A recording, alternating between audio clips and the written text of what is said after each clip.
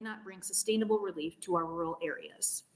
The question, which our testifiers will speak to today, is how we provide relief without hamstringing our local government's ability to deliver services that residents want and need, and without increasing racial and economic inequities. There are differences in how we might choose to address this problem, but the issue itself is far from controversial. Costs are rising everywhere, at the gas station, at the grocery store. It's crucial that we continue to examine sustainable options to slow or cap property valuation increases for these populations. We can all agree that the good life doesn't mean being taxed out of your home. There are several people behind me that will share their thoughts on property valuation increases and solutions with you this afternoon. In the meantime, I'm happy to answer any questions you may have. Thank you, Senator Day. Any questions? I have just a couple quick. Sure. Would you please make a copy of your written testimony? Yes, opening absolutely. Available to us. There's a lot of good data in there. Yep. Thank you. Yep. And then secondly, you mentioned that the LR was formulated before the special session. Yes. Is there anything, and this is not a trick question at all, is there anything in LB 34 that helped or hurt or did it have any impact on this scenario? As far as I know, I don't believe that valuations were addressed directly by LR 34. Okay. I didn't know if you felt that the spending caps indirectly I impacted mean, or maybe affected. indirectly, Okay. I guess you could say. Okay. But also that's kind of part of what we're looking at here is some of those caps were a little bit controversial and some of our local governments feel like they are hamstringing them. And so how do we address valuations without hamstringing local government and the essential government services that need to be provided, roads and all of that kind of stuff. But so maybe indirectly you could say that, but in terms of addressing valuation specifically, I don't believe there was any. Okay, thank you. Oh gosh, I had one other one that just left my head, but I'm sure I'll think about it when one of the other testifiers come up. So, all right, thank you. Thank you. We will welcome up John Cannon as our next invited testifier. And I remembered it, my question. But I'll wait till you're done. Yeah, actually, I really like that question. I was like, oh my gosh, pick me. You get your turn now. Welcome. Good afternoon, Vice Chair Von Gillern, Senator Kalf, member of the Revenue Committee. My name is John Cannon, Joncannon. I'm the Executive Director of NACO. I'm here to testify at the invitation of Senator Day on this LR. And we certainly appreciate the opportunity to provide our testimony. I do appreciate Senator Day's invitation. This is something that we talk about a lot. It really affects the function of how we assess property. And as you know, counties we're the ones that are involved in the entire property tax process from A to Z. We determine values as of January 1st. We send those values up to the property tax administrator, then on to Tax Equalization and Review Commission during their statewide equalization meetings. We hear valuation protests in the month of June and July. We certify values to all the political subdivisions, and then we certify the tax roll of the treasurer, and the county treasurer collects on behalf of all the political subdivisions in the county, and then they distribute whatever tax monies are raised through the property tax to each political subdivision. I mean, we hear the whole thing, the whole gambit. So we have a vested interest in this, and so I appreciate the fact that Senator Day has invited us. I also appreciate the fact that she brought up the constitutional requirement in the LR for uniform and proportionate valuations, and that is something that we put in the Constitution when we became a state. And the reason for the uniformity clause or the equalization that we talk about is we want to make sure that everybody pays their fair share, the so-called fair share. And how you slice that onion, there are certainly different ways of attacking that. But what we have determined is that market value is the way that we want to accomplish that task. The Supreme Court of our state has talked about the equalization clause, the uniformity clause. They have determined in a number of different cases that it ties us to a market standard. It would be very difficult for us to come up with uniform and proportionate valuations and if we were not tied to a market standard of some sort. And so what we've enacted in statute has been, essentially that we're supposed to use professionally accepted mass appraisal models at the assessor's office in order to determine what actual value would be. And I know that one of the questions that had been asked was, why is it that it seems like values are different from one county to the other? Of course, and we can get into discussion about market areas, but By and large, every county is unique, and their markets are certainly different. As Senators Von Giller and Cowther are acutely aware, you cross the road over from Douglas to Sarpy County, and those are different markets. It's not just the valuations, which are a reflection of market value, but there actually are differences between Sarpy and Douglas County, and I won't say which one is better because we love them all. So, but to more directly address the question that you had for Senator Von Gillern, we have addressed this indirectly through LB 34 with its passage. One of the things that we have talked about for a long time is that valuations really are a function and not the driver of the property tax. And that is a truism from the word go. And what we did with LB 34 is I think we were able to successfully decouple valuations from the property tax. And as you're acutely aware, many people will say, my valuation went up 20%. By golly, that means my tax is going to go up 20%. History does not really bear that out, but there is a relationship between valuations going up and taxes going up as well. But through the work of this committee, you guys did a lot of work during the special session, and as well as the entire legislature with the debate on first LB1, then sort of LB9, and then LB 34. We got to a point where we were able to put a cap on the amount that property taxes could go up from one year to the next. And frankly, if you were to ask me, if I took off my NACO hat and you were to ask me what our preference is for valuation increase or valuation caps or assessment caps, we would go with a valuation cap or a property tax cap. We would go with the property tax cap because when you're talking about certainty for the taxpayer, that is something that will accomplish that far more readily than an assessment cap. The issues that you have with assessment caps is it leads to rapid disequalization, and it doesn't take long for those sorts of things to show themselves out. The question about the comparison of assessment and equalization methods across counties, the good news is that we have a structure in place that is not governed at the county level for determining whether or not values are being assigned uniformly and proportionally as required by the Constitution. That is a function of the state through the Department of Revenue and its property tax administrator. She does a pretty amazing job every year of reviewing all the valuations across the state in every market area in every county, sending that information on up to Turk through her reports and opinions. And the Turk does a pretty good job during their annual equalization meeting of reviewing all the information that they've been provided and determining whether or not counties are meeting their statutory requirement of between 92 and 100 on commercial and residential, and between 69 and 75% for agricultural land. And so we do have that check in place, which I think is a necessary guardrail. And so now there can be questions as to whether you employ this method for valuing certain types of land versus that method for other types of land, but those really correspond to what the literature says is how you should be assessing property.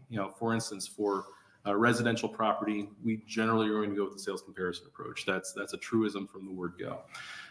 For commercial property, we're probably going to be looking at an income approach, and we're going to be gathering a lot of data about that. For agricultural land, it's probably going to be a mixture of the sales comparison. Well, it's just going to be the sales comparison approach. But those methods that we use for determining the value of property, by and large, if there was an assessor that was out there that was not using the proper methodology in determining the assessed value of property in their county, that's going to be caught by first the PTA and then by Turk. And so we're very, very comfortable with the level of oversight that we have for the assessment process. And I'm not here to say that this is not an area that's worth studying, because it absolutely is. But again, I think the efforts of this committee through LB 34 and then also the larger legislature through LB 34 should help successfully sever that link between valuations going up X percent and then taxes falling right along line with that. But however, there are a couple things that I would like to address where we can talk about things that we can do with valuation increases. In particular, one of the things that is very near and dear our hearts as counties collectively is the homestead exemption. There are a lot of examples of someone that will qualify for the homestead exemption, and then because valuations have increased so much, sometimes they go past the average assessed value of single family residential in their county, that they are essentially, they lose the homestead exemption, and because they're on a fixed income, can be priced out of their home. And those are outcomes that we do not want to see when it comes to the administration of this program. And there are things that we can do that the legislature can do to fix those issues. What we do when someone enters the homestead program is we say, yeah, and oh, by the way, you have to essentially reapply every year. Now, we have it that the application is once every 4 years, and then essentially you have to reaffirm what you had applied for in the intervening years. But it's essentially an application. The reaffirmation looks a lot like the application. What we have done is we've said we have to determine what the value of your home is and whether it meets that threshold for the average assessed value for single family residential on an annual basis. When someone has applied for homestead, they have a particular set of circumstances, and they are now typically on a fixed income because 85% of our people on homestead are age 65 or over. And so when we do that, it's not like the value of property doesn't continue to rise, and it's not like that their income is going up in a corresponding match. And so if the premise is that when people qualify for homestead, they should be allowed to have it. At the moment that they've entered the homestead exemption program, it seems that the valuation requirement, that you look at the valuation requirement at the time of application, the initial application, and if the policy was that we're not going to look at valuation increases after that, that's probably a fair result. So that is one area that I did want to address, something that we can do regarding valuations. If you wanted to go with really bold strokes, there are things that we have talked about. I think Senator Day and Senator Kauth, you brought a bill that looked like California's Prop 13. That's probably a little too bold that for our sakes anyway. We would certainly not be in favor of that. But our neighbors to the west, Colorado, they had something that they did in the 80s, and they sort of repealed parts of it because of some of the unintended consequences. It's called the Gallagher Amendment. And what they determined was, with prices skyrocketing along the Front Range, that they came up with a constitutional formula that says that residential property can not be more than 45% of the total valuation of the state. And at the time, in 1982, they had a fractional assessment for everything. Everything was assessed at 29.6% of its market value. Why they chose that, I have no idea. They hadn't legalized weed yet, so I'm not sure what they were thinking. But what happened, though, as a result of that, by virtue of the fact that residential property cannot be more than 45% of the total valuation of the state, is that there's a ratcheting effect every year. And my parents live in Colorado Springs. The last year that Gallagher was in effect, their assessed value was 5.87% of its actual value. And so that was what they were being assessed against. That's what the tax was being assessed against, was a very low assessed value. Something like that would be possible to do here. The question is whether you're going to do it on a per county or on a statewide basis. I think for uniformity purposes, it probably has to be statewide. That is a direction that you could go if you really wanted to take a bold swing. Now, oh, by the way, if we do that, we'll talk about what the unintended consequences could be as our friends in Colorado experienced over 40 years. I think that's about all I had, and so I'm happy to take any questions you may have. I was told to keep this short and sweet, and I've already exceeded that. Thank you. Good afternoon, everybody. Okay, I'm embarrassed. I thought we did address we couldn't kick people off once they got on. Yes, ma'am. We have addressed that, and it goes back just a few years. It's not. It's not retroactive. Yes, ma'am. But going forth, if somebody's on homestead, they can't get kicked out because of their valuation. Or did we not get that done? We didn't get that done. Okay, we got it just to the finish line, and then we fumbled the ball. I do think that we got that done. I think that was in LB 126. Yeah, so that was one of Senator Day's bills, and that did pass. It was put into a couple of But that only has like I think it's a 3-year look back on that. And so if you had qualified at any time in the prior 3 years, right, and that doesn't address the person that qualifies initially, and then for whatever reason they live in a hot market. So, Yes, but going forward, What does it do? Not what it doesn't do. What we passed does what? So if someone has qualified for homestead in any of I believe it's any of the prior 3 years, Yes. then they can't get kicked out. What that doesn't do, that's what it does do. What it leaves unsaid, though, is if the valuation increase in where they live, that increases, then after time, over a few years, they're going to run out. I mean, they'll not, I don't think I'm they not qualify. understanding. If someone has qualified in I think it's the prior 3 years and they get to keep the homestead, but I don't think it addresses whether or not so they would have qualified. Let's take right now. They would have qualified in 2021 or 22 or 23. They get to keep it in 24, but they get to keep it. It's not that they qualify; they get to keep it. And so as you go out, it's not that they had qualified any of the prior 3 years; it's they were allowed to keep it in the prior 3 years. I don't think that's what the legislation addresses, is that situation, where the values continue to increase, and they've been granted legislative grace for this period, but they're not qualified necessarily. Okay, well, since it sounds to me like we don't know for sure what we did. That's what it sounds like. So let's figure out what we did for sure, because I don't know if the press is even here, but I'm tired of reading in the press what we didn't get done. Yes, ma'am. Instead of what we did get done. Yeah. So, I'm sorry. Other questions from the committee? Senator Van Gillen. Yeah, thank you, Mr. Cannon. The question that I was going to ask earlier, and I went in and back out of my head. Senator Day mentioned that one of the options would be extending or potentially extending the time period between assessments, which then, I hear horror stories about that happening. I hear just as many arguments for extending as I do for compressing. What are your thoughts on either one of those? I guess it's going to depend on what the market's doing. I'm not going to say that doing it every year is good, doing it once every 6 years is good. What we have in statute right now is an obligation for the assessor to value all property as of January 1st at 12:01 a.m. And so as a technical matter, it's supposed to be an annual assessment, and they should be reflecting market value.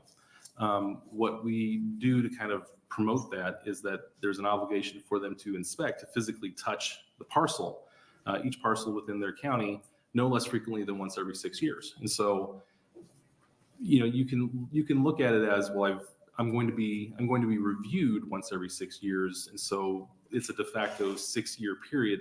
That's not quite right. You're going to have market increases that are going to account for that.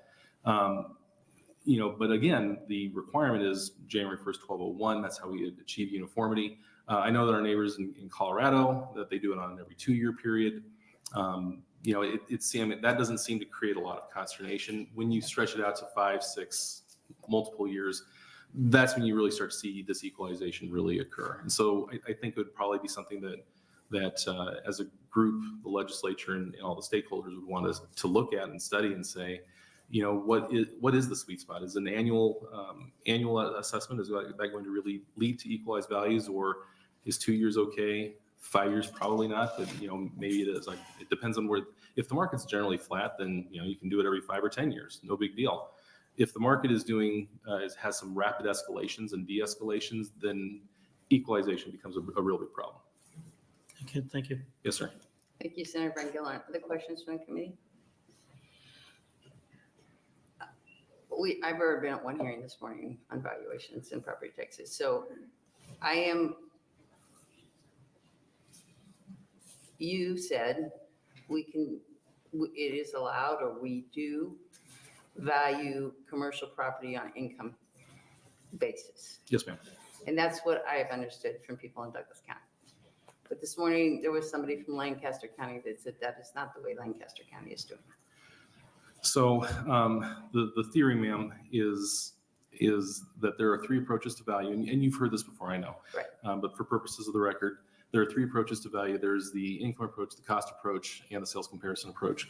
The income approach is where you would take a market rent and you would capitalize it against a market-derived capitalization rate, and you come up with the value. The cost approach is you say, what is the replacement cost new less depreciation? And then for the sales comparison approach, you look at sales of comparable property, and you're able to make conclusions based on that. In certain areas, for instance, if you're in Lancaster County and you have a lot of sales of commercial property, you can have a pretty good idea as to what the sales comparison approach would do. You're going to have a lot of field data that says, here's what it costs to build. And because we have building going on all the time in Lincoln and Omaha and the larger areas, you're going to have a lot of the cost information that you would need to build to really do a nice cost approach. And then also you're going to have sales. I mean, just raw sales of property. So you'll have enough data to do a good sales comparison approach. If you're in a smaller community, however, let's say that you're in, I don't know. Tecumseh, right? If you're doing a sales comparison approach, what you would essentially be doing is you'd be taking sales of maybe one or two commercial properties along the highway and using that to adjust other commercial property in Johnson County. That's probably not going to work. And so for something like that, they're probably going to rely more on an income approach, just because that data is going to be more readily available. They can determine what market rents are, and they can say on a per square footage basis, this is what it would yield. Can a county assessor value some properties on the income approach and some on the sales approach? Yes, they ma'am. They don't have to use the same approach for every like property in the county? They don't. What the theory suggests, we're here at first study, so I guess theory is okay. What the theory suggests, the prevailing theory suggests, is that if you can, you should do a sales comparison, income and cost approach for any property that you're studying, if you have the appropriate data. And you should correlate between those three approaches. And if, for instance, if the sales comparison approach and the income approaches look about the same and the cost approach is way out of left field, you would need to do an examination as to why the cost approach is better, why the two that correlate are probably the stronger indicators to what the market value is. However, if you're in a small community, you don't have that data. And so what the assessor will do is they will use the data they have available. And if there are no sales of commercial property, they're most likely going to be using an income approach, or potentially a cost approach by using Marshall and Swift. Here's where I'm hung up. Let's go to Douglas County. Yes, ma'am. Can the assessor decide on this building I'm using income approach, on this building I'm using cost approach, on this building I'm using sales approach? It would depend on the facts and circumstances if it's something that's very, very unique, I can see them saying we're going to use this approach because that's the most reliable. We have the most reliable indicators from the market. Doesn't that leave it isn't that a little, for me, it seems like that leaves a lot of human subjective reasoning when you can jump around. I can see jumping around between a small county and a big county. Mm-hmm.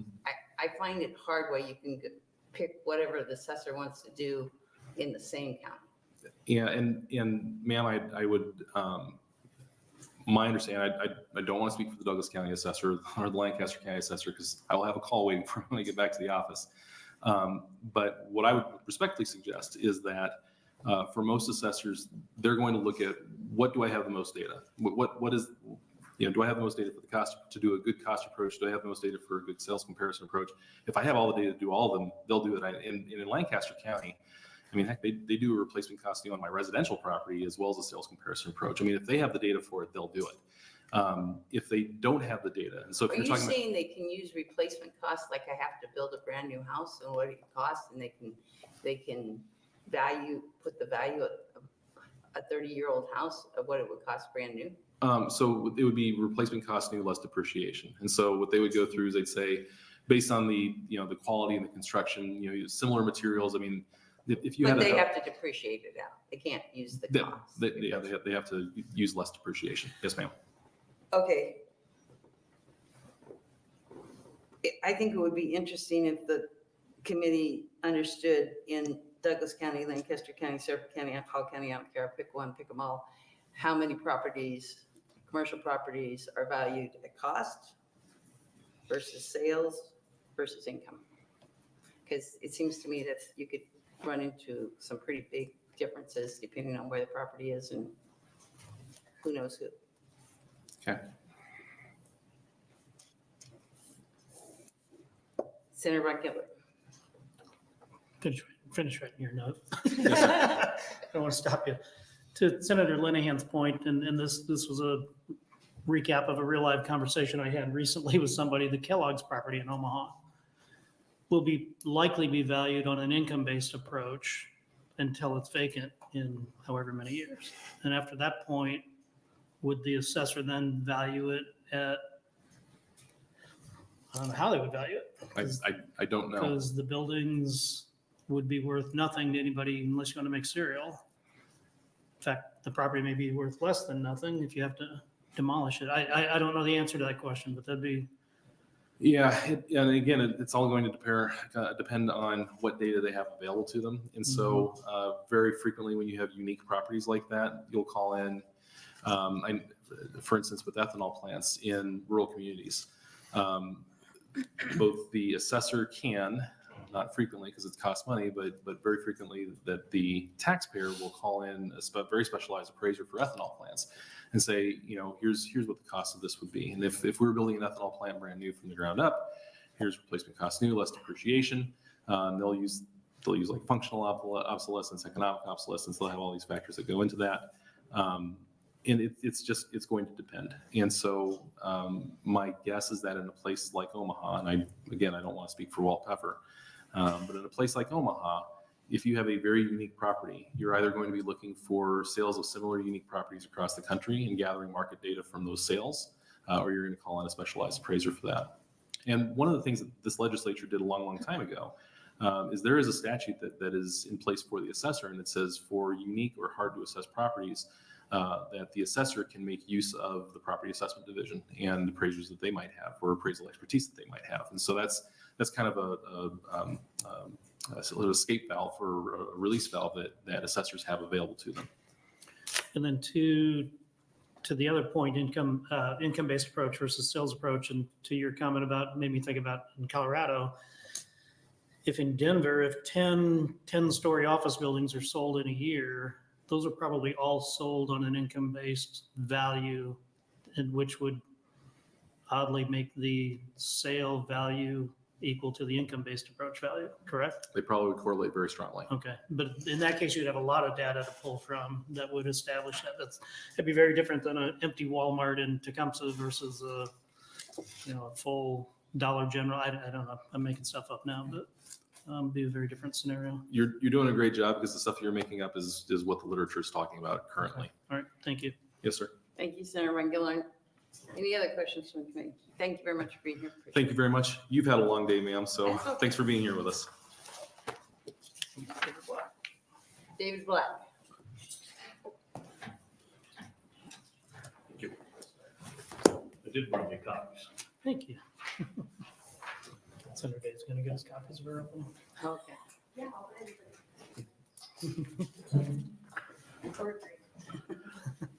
Good afternoon, Chairwoman Linehan, members of the Revenue Committee.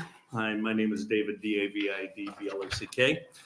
David Black, Mayor of the City of Papillion. I'm also here for the United Cities of Sarpy County, which would be Bellevue, La Vista, Gretna, Springfield, plus Papillion. Appreciate Senator Day's efforts and the efforts of the committee to continue to find ways to address the property tax issue. And at least at the local context, talking to residents, valuations do continue to be at the forefront of the conversation. I'm not speaking either as a proponent or an opponent. We just see it as one component of a math equation. And I want to speak about one specific idea that we've been talking about, and we know it's just one item in a broader tax policy. For context, though, Papillion has never attended the joint public hearing. We've never been on the postcard. We've lowered the valuation 4 years in a row, and we went down 8.5% this year. So hopefully it just shows that we've been in line with, I believe, the inflation factor that's historically been desired by the legislature.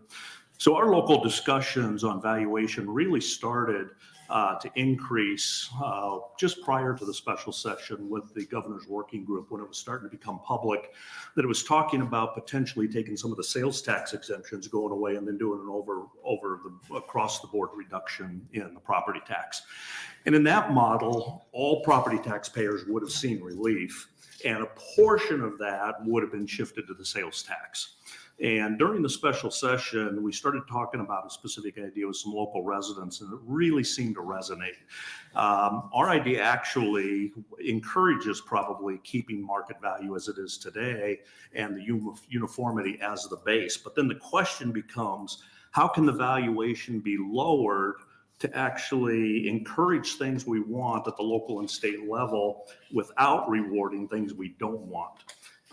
So in tax policy, I don't see it as just a spending question or just a levy question or just a revenue question. We see it as all four components of the math equation, which does include the valuation. So more specifically, And this is what we start seeing out of LB 34, well, out of the special session discussions. An across the board shift of some property tax to other revenue sources does benefit property taxpayers, no question. That includes benefiting out-of-state property owners. So the out-of-state property owners may not pay as much in those other revenue sources as the Nebraskans do. So from a total revenue, it seems to be there's a potential disproportionate shift of some revenue to Nebraskans. And the out-of-state owner then becomes the potential winner, especially when they're under a state incentive program. They become a huge winner. So we're interested in understanding if there's a benefit in keeping the valuations at the true market value, like we do today. However, create an opportunity for some targeted valuation reductions in certain areas, and do that under the guise of basically what's put in place with the homestead exemption. So in the model, allow the exemptions actually to be layered and allow for further reductions in those target areas. And I want to give 3 specific examples. One is ag land. If you start with the uniform value of the ag land, but then give a homestead type exemption, if that is owned by a Nebraska resident or a Nebraska entity, they got a reduction. If it happens to also be owner operated, family farm, get another reduction. And in this case, if they actually happen to be a young farmer, give a third reduction. In the case of commercial property, if they're owned by a Nebraska resident or an entity, give an exemption. And if it happens to house a Nebraska business or a related entity, give another exemption. On the residential side, if it's owned by a Nebraska resident or entity, give an exemption. If it happens to be owner occupied, give another exemption, and then still allows the existing homestead exemption. So if it's low to moderate income, elderly, disabled, veteran, whatever you want to inset, allow them to be layered. And in some cases, probably even get to 0 on the valuation. In each of that property categories across the state, whether it's rural or urban, the Nebraskans would end up seeing most of the relief, and the out-of-state would continue to pay their fair share. So a Nebraska landowner would benefit while potentially encouraging new family farms. Nebraska commercial property owner would benefit, and the business would benefit, and Nebraska homeowners would benefit, and with the potential to eliminate the property tax altogether for certain segments. So in closing, the reality is some of the largest buyers of ag land are out-of-state entities. In the urban areas, there's some major holdings of residential properties by out-of-state owners, especially in the urban core. And much of our commercial industrial is with out-of-state entities. So while the out-of-state may get some property tax relief from other aspects of tax policy, this method would cause them to continue to pay an equitable share of the total revenue picture, while allowing for property tax relief for Nebraskans, and then also for things you want to encourage to help the state grow, like home ownership, starting a business, and family farm. So we believe it allows for appropriate valuation and then gives the legislature the ability to determine the amount of assistance or aid that's given to homeowners or landowners. We've shared the idea with our delegation, which I think is why I'm here, and did so prior to the special session. It would obviously take some time to work out with a lot of different interest groups. However, we feel it is an equitable way for property tax relief through the homestead exemption model.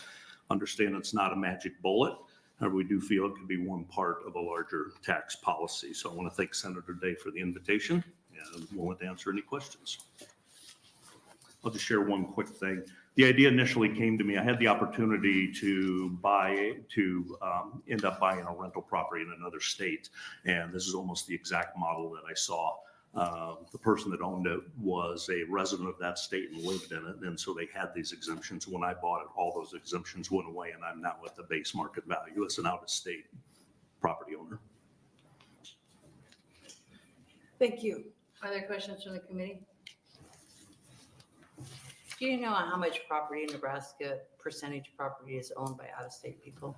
I don't, but I think it was really coming to light during the special session when the Nebraska press was starting to write some articles about the amount of ag land that was bought by out of state. I think it was like 8 out of the 10 largest purchases were all out of state. And I just think of Papillion itself, a lot of our industrial manufacturing at the Highway 370, 50 areas out of state. And I think there were some articles in the paper last year that was talking about the amount of out-of-state residential in North Omaha, like thousands of properties by out-of-state. And there's been some good articles in the last 18 months on those topics. And that's kind of what got the thought going a little bit. I think the revenue committee staff will try and figure that out. Because I think the numbers, you're right, those stories have all been very interesting. But I think when you actually look at the numbers, it's not as big as you think, but I could be wrong on that. Other questions from the committee? All right, thank you very Thank much you. for being here.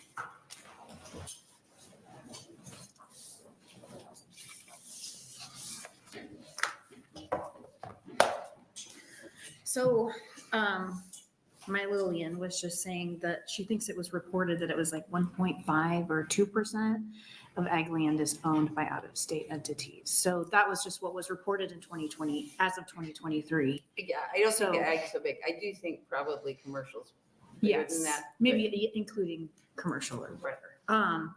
And then also, so what we were talking about earlier with what was in LB 126 that passed with Homestead and not kicking people off.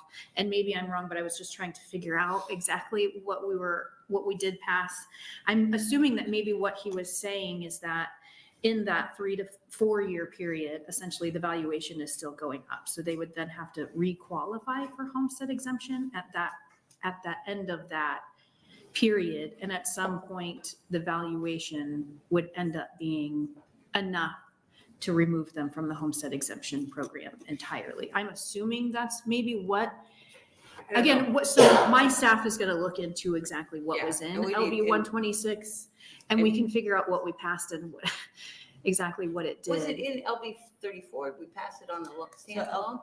LB 34, I had introduced tacking on to that because LB 126 did pass and that was going forward, but mine was to look back 3 years. Anybody who had already been kicked off would be reinstated because of valuation. If it was because of valuations that they got kicked off, Okay. and that one did not get in. Okay. But my understanding with 126 was from here on out, Right. if you qualify, then if your valuation goes up, that alone will not kick you off. Okay. So we got something. Yes. So there was something done, yes, Yes. but we just need to understand exactly what it was. My whole goal with doing this today was often I get in these conversations on the floor where we're sort of pitted between, okay, here's these essential government services that are provided by municipal, county, and state government, and we have really huge problems with property taxes over here. There's a million different ways to address the property tax problem. We don't talk about valuations very often, but I was trying to figure out or just get some ideas, and I think we did get some decent ideas today from our testifiers. Thank you to Mr. Cannon and Mayor Black for being here today. How do we balance providing property tax relief in a substantive way so that people can actually see it when it shows up on their property taxes that they owe? Because, you know, giving people $100 here and there is not sufficient, while making sure that we are able to maintain the essential services that government needs to provide.